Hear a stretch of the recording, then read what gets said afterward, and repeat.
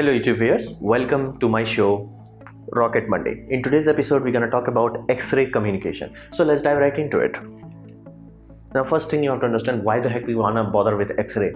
The biggest issue you have to understand is limitation of bandwidth. Basically how many gigabytes you can send per second. That is directly proportional to the frequency of the thing you are using. So radio is basically better in certain regards, but it has lower bandwidth. Now IR is better in some regard, but it also has lower bandwidth compared to X-ray. So that is the whole point. Compared to X-ray, these two have less bandwidth, not against like each other. Like they each have their advantage. Like radio is generally omnidirectional. So in this sort of scenario, you have to understand it is posing a limitation to our current space exploration. Now range is a very critical aspect. Basically the furthest thing we have sent so far is Voyager probes, and one of those probes is so far that even if you are traveling at light speed, it will take you 19 light hours to get there. That's how far it is. To give you a context, sun is barely 8 minutes. So the fact that at that distance communicating using radio or even infrared is not feasible, flat out.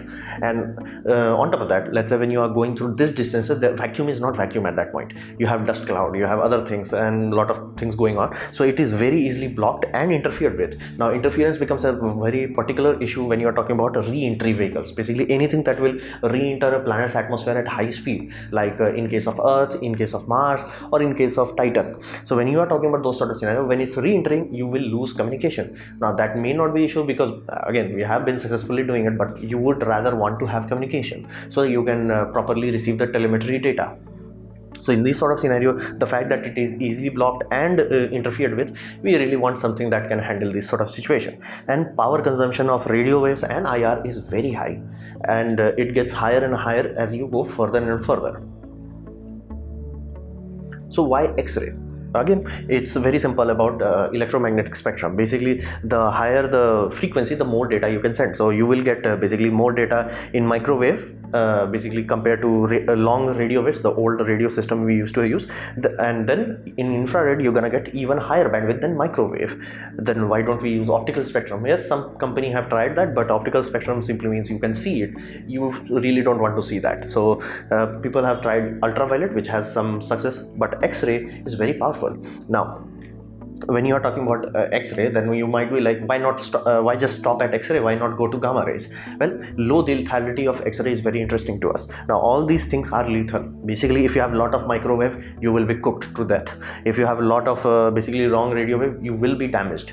And if you have a lot of infrared, again you will be boiled to death. So all of these are dangerous. It's directly proportional to how much energy you have. Ideally you want something that can pass through you without dumping energy into it. X-ray can do that. That's why we are not going in ultraviolet, because ultraviolet will not go through you very clearly. Radio wave can go through you very quickly, but in this side X-ray can. But while it's doing that, it will impart some energy on you. That's how we get X-rays.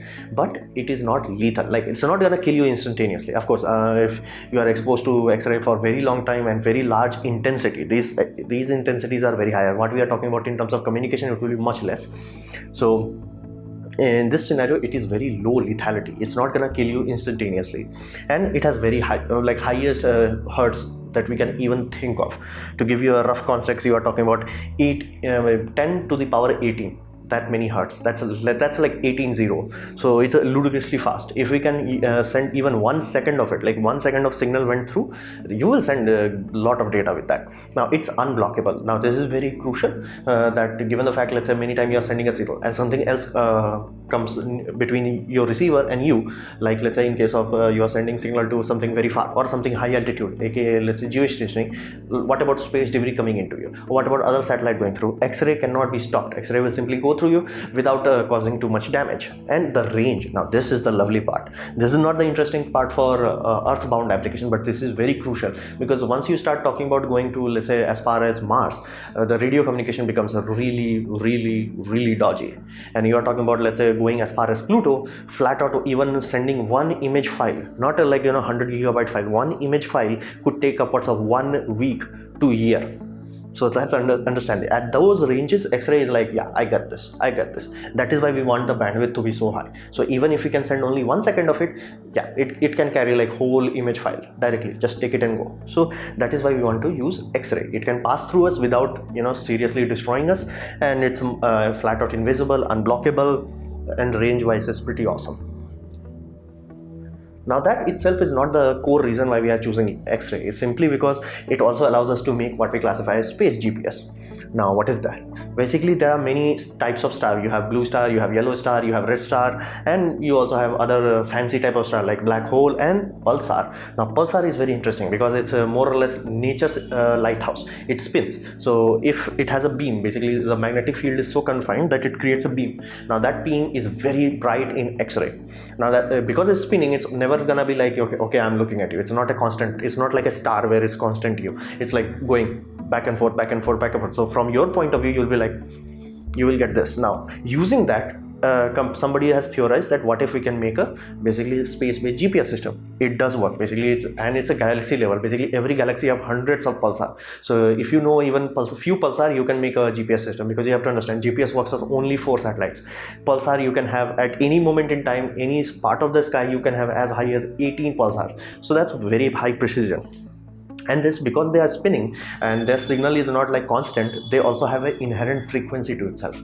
Now that allows us something interesting. That allows us timekeeping. Now timekeeping is not very very big issue when you're talking about GPS satellite or ISS, but it is an issue when you send something, let's say very far apart. Let's say in case of Voyager, problem with that is like time dilation starts to play a role, not by speed but by the very fact that you are away from gravity well of Earth, you are away from the gravity well of Sun. As further away you go, now it will only shift your clock by a few milliseconds, not even few milliseconds, like few nanoseconds or femtosecond, but it is more than enough to disrupt radio communication. Using basically pulsar, you can calibrate your signal. Basically from Earth you will look at, hey, this is 50 hertz.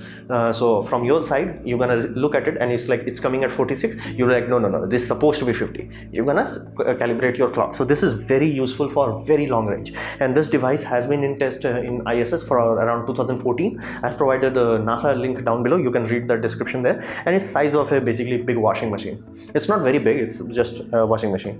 So this acts as a very good GPS for space. Now what are the uses of it? Think of it this way: if we had this during Apollo era, and when we have sent the Apollo crew, basically computer was constantly making as it getting closer, because it's using the visual feedback. Basically it was relying on optical. This is much more precise than that. Does that mean if we had this we never had to do course correction? No, you simply had to do few course correction. It's like driving with a GPS. Without GPS can you drive? Yes, absolutely, but with GPS you have to do less course correction. Same goes with here. That's why we want to utilize X-ray. We're gonna kill 2 birds with 1 stone: communication and navigation and timekeeping also. So this demonstration that I'm talking about, it is a very early stage. Basically this is one of those hypothetical. This is one of those like, let's see what happens. It's not like, okay, this is what we're gonna do, this is where we're gonna install it. No, it's not a demonstration project. It's basically a test of concept. But again, it's in ISS, that's why people are classifying it as basically demonstration project. So it is one way. This is critical aspect. That GPS receiver, that Pulsar GPS receiver that we have, it's classified as NICER. It's already there. So it will act as a receiver. So the transmitter is what we are sending up. The NCR will act as a receiver. Now you might be like, doesn't that mean the communication is one way? Yes, it is. That's why I'm saying it's not even a full-fledged data communication hoo-ha. We are simply doing this as proof of concept. Can we do it? Can we actually pull it off? What happens in space? Because you have to understand, our atmosphere protects us from a lot of X-rays also. So when you are talking about sun is not very bright in X-ray, but it is bright. It is still like visible in X-ray spectrum. So how will it interfere? So that is why we're gonna use NICER as a receiver, and we're gonna have XCOM as a basically transmitter. So it's a one way. Basically this is gonna send the signal and this puppy will receive it. Now the distance between them is not very far apart. If you want to understand it, it's just American football in terms of width. Now the core reason what they really want to prove, as in like, okay, it does work, is that further you go, the basically the energy efficiency becomes much more paramount. Basically at a distance from, let's say, Earth to Moon, it's not going to make that much, but Earth to Mars, yeah, you're going to save energy. Now in terms of Earth to Pluto, radio will consume, let's say, a few kilowatts. This will consume 1 kilowatt. So that is the core reason. That is why they are doing the demonstration. But there is a dark side to this whole thing. Now, when I say dark side, I'm not trying to be sensational. It's just you have to understand this is not for peaceful purposes. This is a weapons technology. The core reason it's being developed is that military all around the world, basically from China, India to Russia to USA, they are all reaching in the territory of what we classify as hypersonic flight. Now, ICBMs have been already doing it. Now, this technology is God sent for ICBM. Imagine you have an ICBM and you are USA and somebody blows up your GPS system. How the heck can you fire an ICBM? Can you fire it on inertial guidance system? Yes, it's good enough, but it's not very precise.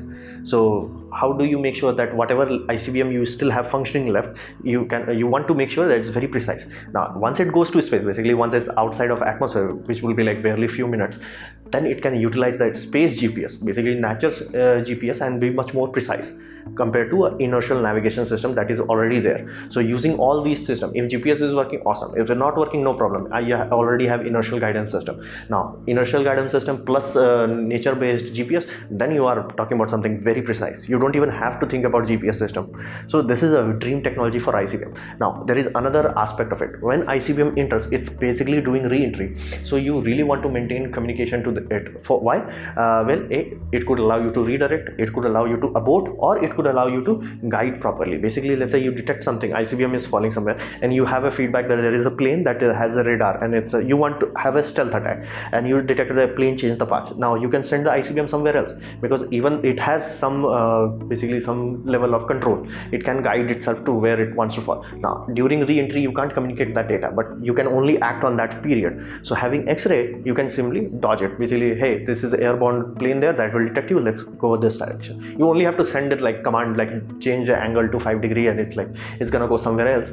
So this sort of tactical advantage is like it will make basically army general cream their pants. So this is the dark side of it. And hypersonic flight needs this, because once you are talking about some vehicle craft like X-43, it can only reach to like some Mach 5 plus. These puppies supposed to reach upwards of Mach 10. Like that is the target. Mach 10 is the target. So once they reach at that speed, they are creating their own plasma. Now the plasma is not very bright. You can't see it like, okay, there is a plasma streak, and that will defeat the purpose. It will be like seeing a shooting star going by. So the plasma is not very visible, but it's still there and still causes very serious interference in terms of radio. So they want to use this because it becomes at that point at hypersonic speed. It's not we should have this. You have to have this to have proper control, proper guidance. So that is why it's getting a lot of army funding. That is the core reason why it's happening. Not like okay, we're gonna do something that will allow us to communicate very far. No, somebody told armies like, hey, hypersonic control guided missile. They're like, okay, here's your money, take your money and go. So this is the dark side. You have to be aware. This is not something that I can simply say it's only for civilian purposes or peaceful purposes. This is primary as a weapons system. So this was my presentation on X-ray communication. I hope you liked it, learned from it. In that case, please leave a like. If you didn't like it, don't worry about it. You can press dislike. I would urge you to press this twice to show me your extra disappointment, and I would ask you to leave a comment because I reply to all of them. Subscribe, press the bell icon if you're free, and as always, thanks for watching.